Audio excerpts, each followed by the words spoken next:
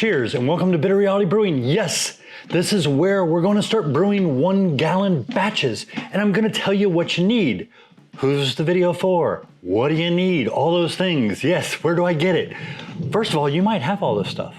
Yeah, you might have all this stuff. This might cost you, well, it's probably going to cost you a little, especially for the ingredients at least, either from a local homebrew shop or online.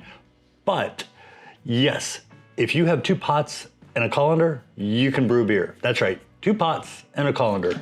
Nothing else to a degree, at least nothing else needed to brew it other than other things you probably have in your house. That's right, other things you already have in your house. The fermentation, you may or may not have everything you need.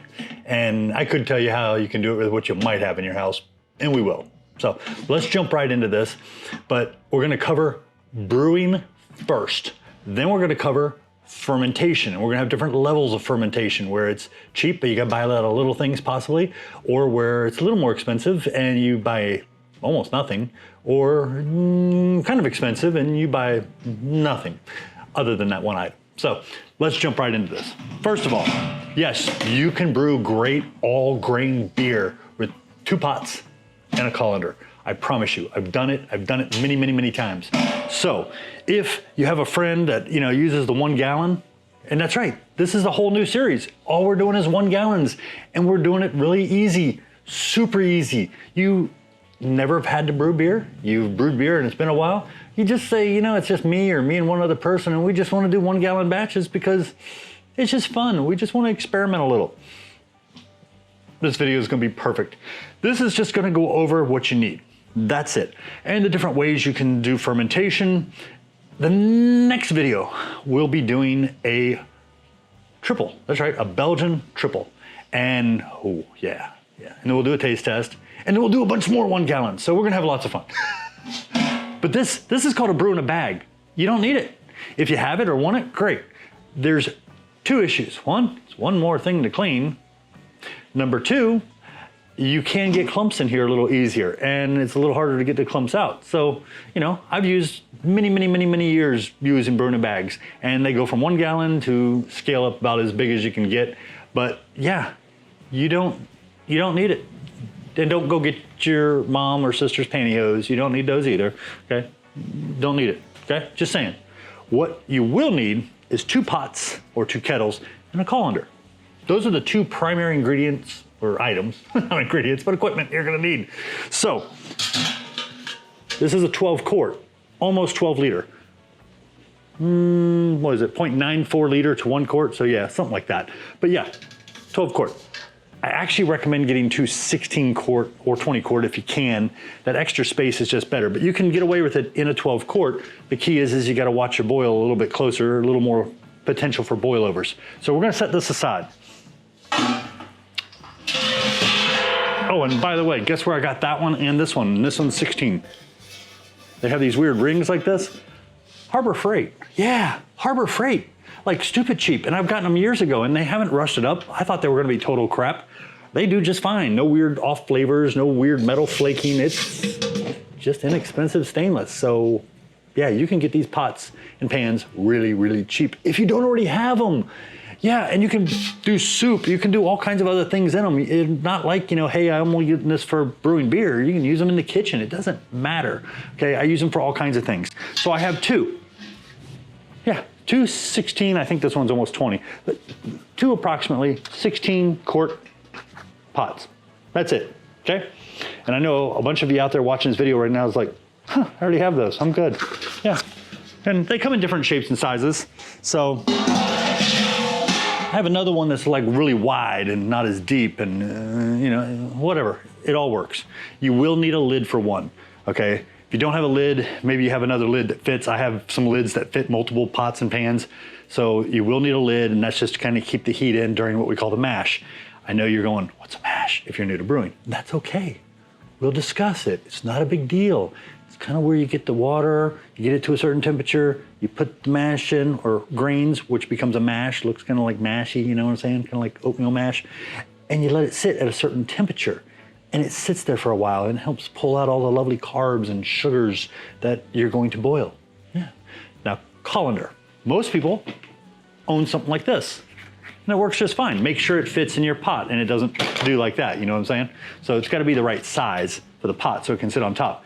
Because when we're doing all that, we're gonna have to dump all that liquid out of those grains, and it's easier just to take the grains and dump them into the colander and pour the liquid over and let it strain it.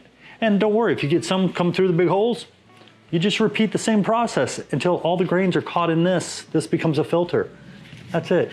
The better colander, if you don't already have one of these, love this thing. Got it at IKEA. Haven't seen it at IKEA in a while, but I'll leave links to my Amazon shop below, but I'll also try to leave individual links for some of these items or equivalent items, because some of them aren't sold under that name anymore, or when I click on my link where I bought it, it isn't there anymore because they've changed it or relisted it.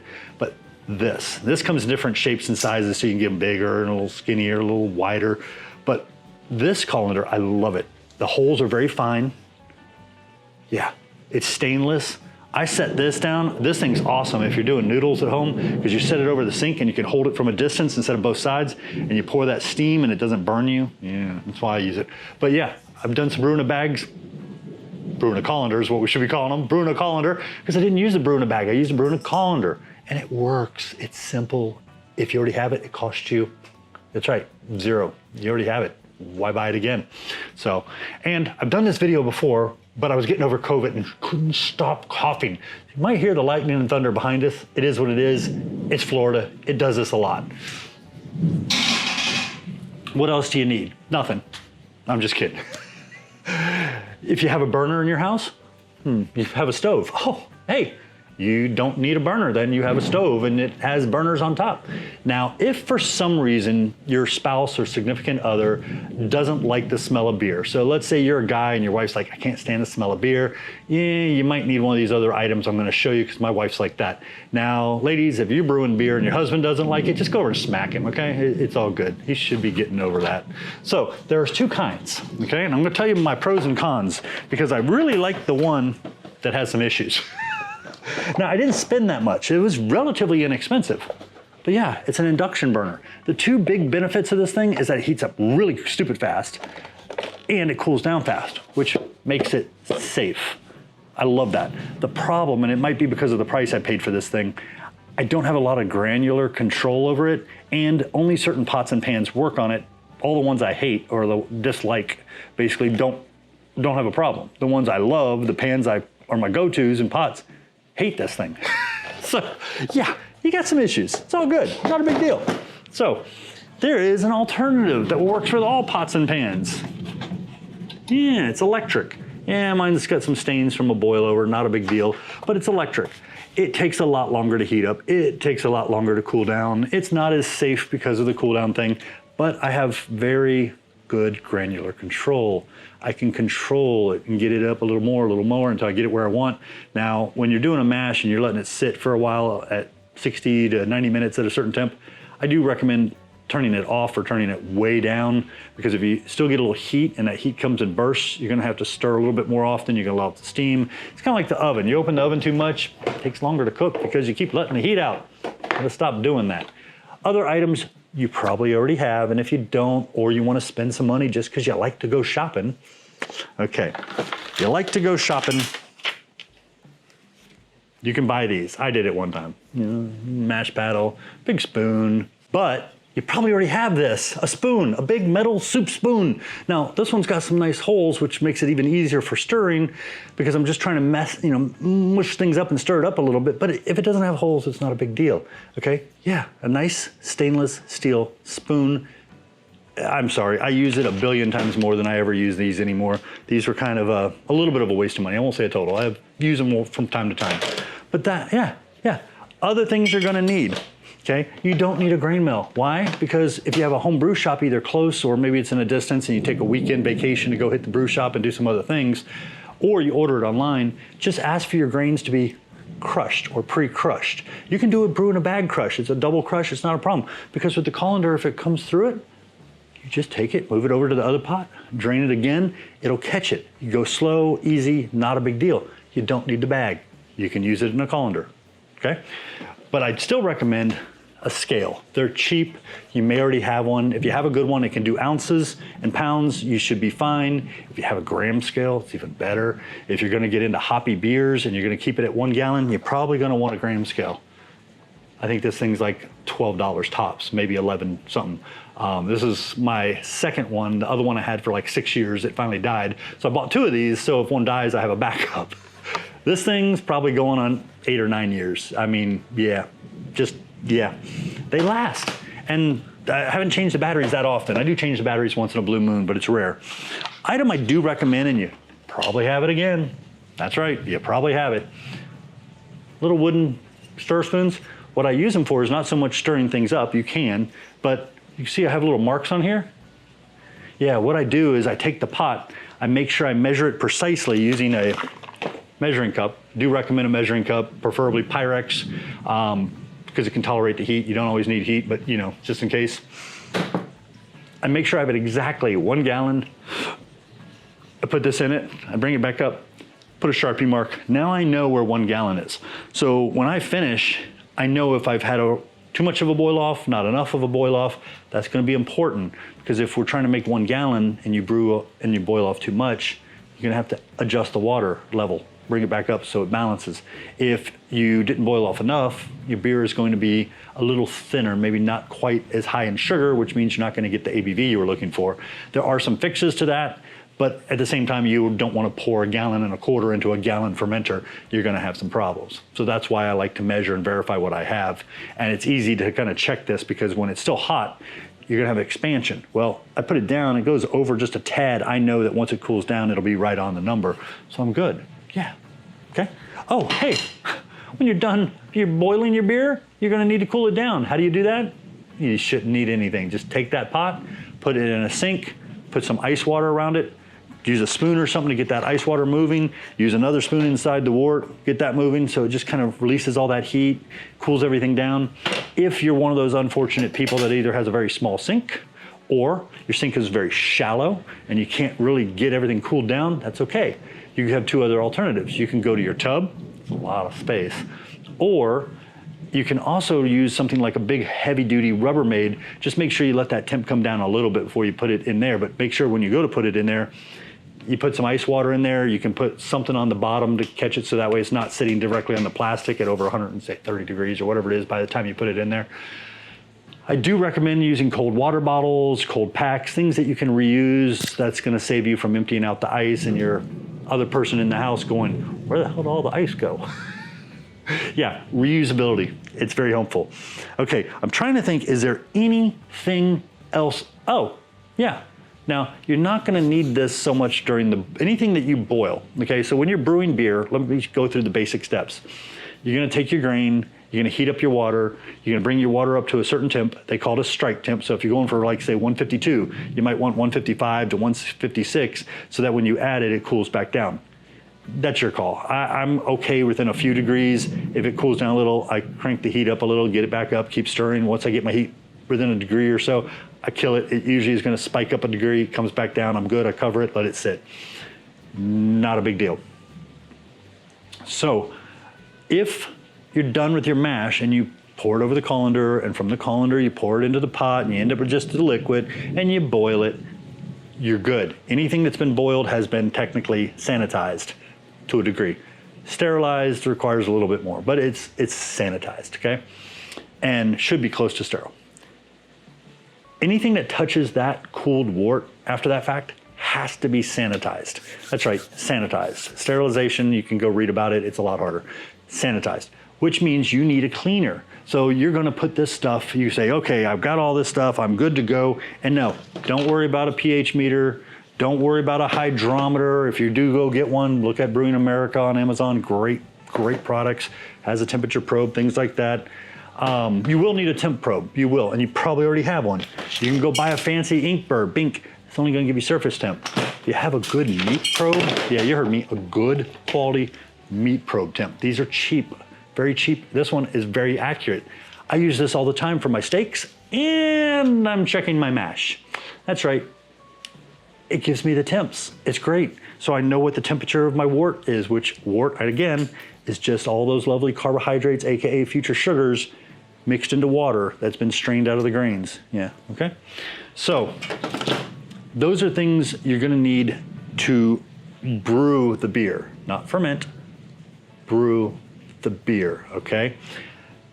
Before we get into fermentation, you're gonna have to ask yourself, do you wanna keep the fermentation as cheap as humanly possible and buy a bunch of little things? Or do I wanna spend a little bit and not have to worry about anything?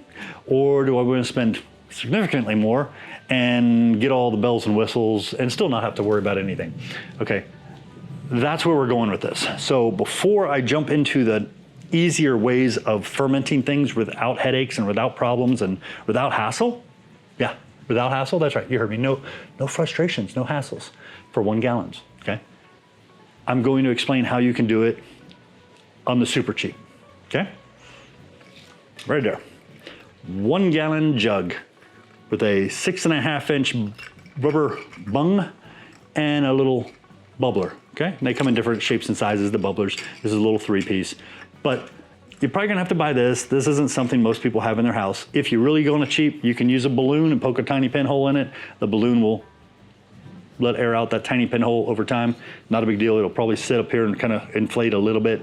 It's the super cheap way of doing it. You could use a condom if you want. That's your call. How much entertainment do you want? Okay, so yes, just a 1 gallon jug. If you're buying some cider locally, you can get one of these with cider in it. Drink the cider and boom, you got a 1 gallon jug. I do like putting little temp things on here. It's not gonna be extremely accurate. It's gonna give you a relatively close temp so you know what the liquid is, but it's probably gonna be off by about 1 degree. Now, when you're doing that, that means that you have to worry about temperature control for fermentation. Yes, and you have to worry about sanitation, and you have to worry about everything else. So this way is gonna be extremely cheap. The next way is gonna be about, I think it's like 300 bucks, plus or minus, maybe 250, I think it's something like that. The next one is gonna be almost $700. So let's go with the cheap way. Cheap way, you have this and you have a basement that's at 64 degrees or below. You're set, man. I mean, you're set, trust me. You get yourself a nice Inkbird like this, you take the temp probe, you stick it on there really good, it's gonna give you pretty close within 1 degree, and you get a heat wrap. I just had one of those laying around here. Here it is, a heat wrap. Yeah, wrap that thing up. All you have to worry about and it's assuming you're doing ales, not lagers, ales. When you're fermenting, that yeast can push it up an easy 4 degrees. So most ales ferment really well around 68 degrees Fahrenheit. At 68 degrees, you're set. And that way, you know, let's say your room's at 64, it goes up to 68, that heat thing doesn't even come on. It starts going back down, that heat keeps it adjusted. And you wrap it in a big beach blanket. If you don't have a beach blanket, you probably got a big blanket. Just wrap it up. Make sure it's all insulated really well so that it's maintaining temp. You don't want the temps to do this. That's just, can be just as bad as a huge high temp. You don't want the arcs. Bad. Just remember, bad, bad, good. You want very, very stable temperatures as much as possible when you're brewing beer. And I'm gonna give you some little cheats that are gonna help you brew beer and not have to worry about the temperature fluctuations as much. Still a concern, but not as much. Other item you're gonna have to buy if you're not going to use the other system that's, like I said, gonna cost you about 300 to 700 bucks based on which one you want, is gonna be, yeah, auto siphon. This piece comes off and you kind of pump it and you move the liquid over to your bottling bucket, which means you're gonna need another container, another something, which you can use in all the pots. And you put some corn sugar in there, so when it gets in there and you lightly stir it just enough to dissolve the sugar, you don't wanna add air to that. It is getting some air and some oxygen exposure, which has a chance of doing one of two things, making the beer nasty or really nasty if it gets, you know, infected. So yeah, these are some concerns you will have and some problems you will have with doing it on the cheap, but it'll still save you a ton of money. I have like 12 of these things. I used to do this a ton. Every now and then one would get infected. Every now and then one wouldn't come out right, but the majority came out great, tasted great. I was set. Now, other thing you can do is do bigger pots and do 3-4 gallons and just pitch different yeast in each one. A lot of fun. So trust me, been there, done that. So you're gonna need an auto siphon. You're gonna need a bottling wand. It's this little stick that goes on the auto siphon. So when you push down, liquid comes out. When you pull up, liquid stops pouring. You're gonna need bottles. Well, if you're drinking beer, who cares? Don't buy the bottles. Buy the beer, drink the beer, reuse the bottle. No, Yingling won't work. No, Bud Light won't work. None of those with the screw tops work. It's gotta be pop top with a nice nipple. See it? Nice nipple top. And then you're gonna have to buy yourself some caps. These are called bottle caps. They're crowns. Like that, see? And see how they're flanged outward? They've never been used. You can't reuse them, okay? Don't reuse them. Yeah, bottle caps. You're gonna need a capper. Now I'm gonna tell you a bench capper is the go-to, but a bench capper is gonna cost you a little bit of money. Let's save your money. Like I said, this is all about doing it cheap. Some people refer to this as the Red Baron. I hate this thing. I have 3 of them. I used them for years. Love my bench capper. If you're starting out, this is fine. If you start getting frustrated, a bench capper will, yeah, it's just awesome. It just is. I can't say enough about a bench capper. But other thing you're gonna need, if you have a little baby in the house, there's probably a bottle brush nearby. You're gonna need a bottle brush because you're gonna wanna clean these. Trick, when you drink your beer, most people drink it in a glass. If you're drinking good beer, take that beer, do that, go rinse it out twice, let it dry, let it drip. So when you go to clean it, you're not gonna have to worry about going, oh man, there's something stuck up in there, it's gross. Yeah, you don't want that. And when you're done cleaning it, you should always hold it up to the light, make sure you can see it and it's clean down the bottom. What are you gonna need? You don't want the labels on it? OxyClean, dye-free, whatever. You don't want any, other than just pure Oxy. 20 minutes in some hot water, the labels are gonna be soft. An hour, most of the labels might just fall right off. If the labels don't come off easy, they're one of those really hard metallic ones, it's your call. You can still use the bottle, or if you don't want that, don't fight, just throw that bottle away, into recycle, move on, try again. Other things you may or may not want. If you're gonna be doing some hops, whether it's dry hop or just hops, a Molson bag or muslin bag, muslin, M-U-S-L-I-N, and some cooking string. You can tie off one end, fill it with hops or whatever you're filling it with, tie off the other end, could be herbs, you never know. I mean, I do one where I do caraway seeds and a red rye, yeah, really good Irish red. Those are ways of doing it. You can buy muslin bags, single, multiple, or like me in bulk and save a lot of money, but hopefully you go through those. I don't go through them as fast as I thought I would, but hey, they're really cheap that way. So, Inkbird, pH thing down the road, don't worry about that up front, please, just don't. Hydrometer would probably be my first splurge I would buy once you're really ready for it after maybe 2 or 3 brews. Not something you need right up front. Don't go cheap and buy the total crap because the readings might be off. You can verify these things. They have a temperature that they're calibrated at. You put some, I believe it's distilled water or spring. I think it's distilled, and it should come right at what they say it, is 1.000. If it's off a hair, you can keep that in your head, but I will tell you that sometimes hydrometers are off kind of like in a range. So if it's off a little, and then as you go up, it might become more so and you don't know it. So that's something to be concerned of. That's why I just buy a good one. Even the good ones, double check the calibration just to be safe. I don't like those long stick thermometers. The first one I ever had was off by 10 degrees. Yeah, that's pretty bad, and I didn't know it right away, so. Okay, now we're gonna go into fermentation, okay? I already kind of touched on fermentation with the bottle. I will leave links for 1, 2, and maybe 4 packs of these. So if you're looking to get going and do, rotate them, buying them in a pack of 4 is gonna save you some money. If you only want one and you have a local homebrew shop where you can get this part, it might be cheaper to buy this at a good grocery store where they still sell cider in a glass bottle. Walmart, it's gonna be plastic unless you get lucky and your Walmart somehow has hard glass cider. I doubt it. I mean, too many people go to Walmart that probably would destroy that stuff. They'd be like, whew, glass, let's break it. Yeah, trust me, at least in my neighborhoods, Walmarts are not always in the best of neighborhoods, just saying. So, cleaners. Everything we told you about, all of that's gonna need to be sanitized. Sanitized. Everything's gonna have to be sanitized. The bottles, cleaned and sanitized. You're starting out, 1 step. Great little cleaner, great disinfectant, does a good job. It is a 1 step. It does say that you don't need to rinse. I'm an anti-chemical person. I have enough issues health-wise. I still rinse, but I rinse with good flowing clean water. If you're gonna be doing this for a while, you have plans to keep brewing. Splurge, you don't have to get the big bottles. I buy the big ones and dump them into my little ones, which look like crap, so I'm showing you the big ones. This is my alkaline, breaks down organics. That's the key word, breaks down organics. Great cleaner. You heard me, cleaner. This is a sanitizer. This is an acid sanitizer. This thing is great. It is a no rinse. I still rinse, but it is a no rinse. They say don't fear the foam. A little bit of foam from it, you're fine, but make sure you don't leave any behind or your beer's gonna be super foamy and a little soapy. Be cleaning your insides out. But yeah, sanitizer, super safe for people. Do not wash your animal's products in this stuff. It is not safe for your little doggy. That's right, no, not safe. Do not clean animal products with this, not safe.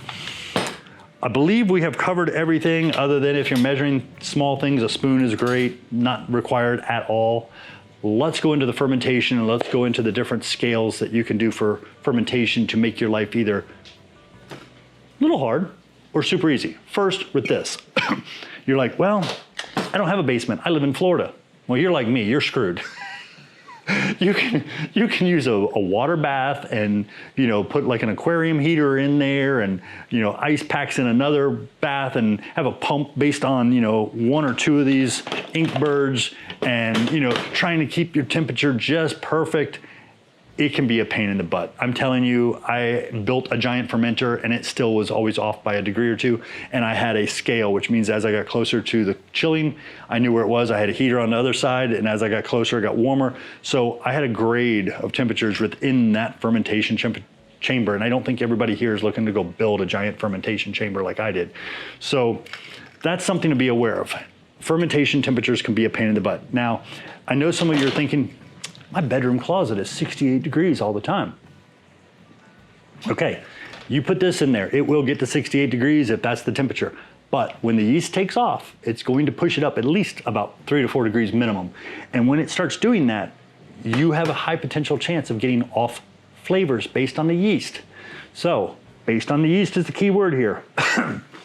If you want to play, let me hope that for the best with the fluctuating temperatures, Belgian yeast, not all Belgian yeasts are created the same. Belgian yeasts are relatively tolerant of some of those fluctuations. StarSan yeasts, those are very tolerant, most of them, not all, most of them. I've done many room temp fermentations using StarSan yeast with great success in the low 70s. So, moving over to the one yeast that I would recommend, and there's a bunch of them, but a lot of similarities, is Kveik yeast. Kveik yeast has become very popular in the home brewing community over the past 4 or 5 years. And Kveik yeast can ferment some of them as low as 60, some as high as like 105 Fahrenheit. So yes, you could have a garage at 85 degrees and get away with it, no problem. Now, if you still have the fluctuating, your mileage may vary. Overall, they're pretty forgiving. If you're fermenting around 70 degrees with a Kveik yeast, it's going to be equivalent to using a normal yeast at around 45, 50 degrees for a lager. You're gonna get very lager-like aromas and flavors, which means very little. It's gonna be very clean, it's very mild, very lager-like. If you push those temperatures up around 75, 80, you're gonna get more like ale fermentation, which is normally around 68 for most yeasts. If you push those temperatures up to 85, 95 degrees, you're gonna get all kinds of stuff, usually lots of tropical citrus aromas, hints of flavors like that from the yeast. It's gonna go nuts, and it's usually gonna be in a good way. Yeah, not a bad way. So you have a lot of things you can do with Kveik yeast. I mean, you can stay down here in the very neutral, the moderate, to the, hey, I'm going crazy, like a crazy Belgian yeast, but with Kveik. And they do sell Kveik yeast now in dry form, which makes it really easy, because if you're buying a Kveik or any dry yeast and you're buying, which I recommend dry for doing 1 gallons, but if you buy a dry yeast, that is usually designed for 5 to 6 gallons. I recommend using a quarter of that yeast per gallon. Now, I know a lot of them are gonna tell you they're only good for 7 to 10 days. Once you open them, I'm gonna tell you it's BS. Now, yeah, they're gonna say that, they're gonna commit to that, but I've used some dry yeasts that I probably shouldn't recommend over 6 months that had been opened. And when I opened them, I used them. They had been sanitized on the outside. I sealed them up really good, put them away. I've used it again and it's been fine. So your mileage may vary, but I've had great success using the remainder of that dry yeast over a longer period than recommended. Something to be aware of, okay? Keep your exposure down, keep things clean, keep things sanitized. Your mileage may vary. Okay, let's go right into how do we do this without any headaches, but we have to spend a little out-of-pocket money? That's right, you probably guessed it, the iGulu. But the iGulu is what has inspired me to go back to doing 1 gallons for a while and to do this low-cost version of beer brewing. So, like I said, that's all you need, okay? But if you want trouble-free, hassle-free, ferment and serve, I would consider an iGulu, and I will put a code down that will give you some crazy discount. I mean, amazing. And I know you've seen that on other YouTube channels, but you need to type my code in and see the difference. Trust me, it's really, really good. So they have a new one. I don't have it. This is the iGulu F1. That's an iGulu F1. One of these, no, I think these are production, not pre-production. I did mention in the pre-production this was plastic. It's now metal, and it pops off and you can clean it. But get a spare keg, trust me on that one. That way you can do transfers and get things onto dry hopping, off of dry hopping, whatever you want to do, because you can go back and forth between 2 kegs. But if you're looking for the iGulu S1, and at the time of this video is about 300 bucks, there's probably going to be some sort of discount on that too, using my code. But if you're looking for the F1, that's going to cost you about $700 plus a major discount using Bitter Reality Brewing. Yes, that's the code, and I'll put it down there again. But again, and again, you can brew your own beer, put it in here, set the fermentation temperatures you want for your beer, let it ferment, and on the last 2 or 3 days, it'll cold crash it. It'll automatically be ready for serving. Now, a lot of you are asking, what's the difference between the F1 and S1? Well, since I don't have one, I can't really tell you all the details because I haven't tested it. But I can tell you on the F1, the CO2 is not extra. You buy the CO2 pieces already built in. You do have to buy the tanks, which you can buy the old blue soda streams. They screw right in. On the F1, the CO2 piece is extra and it's external. The F1, I'm told, can take up to 24 hours to cold crash. On this, you're talking like 30 minutes usually, hour worst case if the stuff's really warm. But there's just some very advanced technology. It's just like when you're buying cars, you know, you've got the car here and you've got another car. They both can get you to the same place, but one's got a lot more features. Maybe it's got a little more horsepower. You pay for what you get. There's a significant difference in price because there's some significantly different technology in both of them. So that's something to be aware of. But when we start doing these beer brewing, we can go here, we can go here, we can go wherever we want. But I wanted to make sure I offered it to somebody who maybe doesn't want the hassle of worrying about fermentation temperatures. This thing is amazing at maintaining fermentation temperatures. There is some issue with the PRV going a little high on PSIs for some people. That's easy. You purge it once or twice a day, not a big deal. When I go to serve mine are always sitting around 12 PSI. I've heard some people saying that they're a little higher. I've been talking to iGulu about maybe a new PRV. It's just a little replacement tab with a spring in it that's calibrated for that amount of pressure to be against it before it automatically releases. Pressure relief valve, that's what a PRV means. But yeah, that's it. We're gonna have a lot of fun. We're brewing that Belgian triple next, that'll be coming up, and then I'll make sure after that video, since I already technically brewed that, I'll go a little slower to ensure that you're not missing anything, especially for the new brewers out there. And we're gonna brew everything. I mean, you name it, we're gonna brew it. So yeah, little support, appreciate it. Cheers, and thank you again for joining us here at Bitter Reality Brewing. Appreciate you. Cheers. Yeah.